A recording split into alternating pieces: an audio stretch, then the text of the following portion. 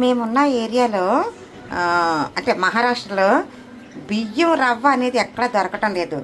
నాకైతే బియ్యం రవ్వతో చేసిన ఉప్మా కానీ బియ్యం రవ్వతో చేసిన పులిహోర కానీ భలే ఇష్టం.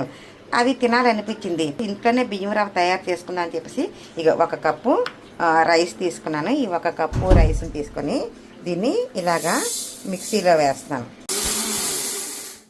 ఒక్కసారి ఎక్కువసేపు అనకుండా ఇలా ఒక 3-4 సార్లు గ్రైండ్ చేస్తే ఇలా అయ్యింది. దీన్ని ఇందులో వేసుకుంటాను.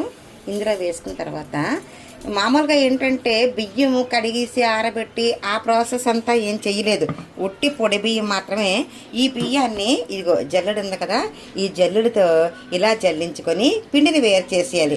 ఆ పిండితో మనకు పని లేదంటే అట్లు వేసుకుంటే అట్లలో మినపప్పు రుబ్బిసి అందులో ఆ పిండితో అట్లు వేసుకోవచ్చు. నేను ఇప్పుడు అదేం చేయట్లేదు. ఇది ఉప్మా కదా, పులిహోర కానీ ఉప్మా కానీ చేసుకోవాలనుకున్నాను. సో ఆ వచ్చిన నూకని ఆ నూకతో ఇడ్లీ కానీ అవునవును ఇడ్లీలో కూడా వేసుకోవచ్చు. ఇడ్లీలు చేసేటప్పుడు కూడా వేసుకోవచ్చు.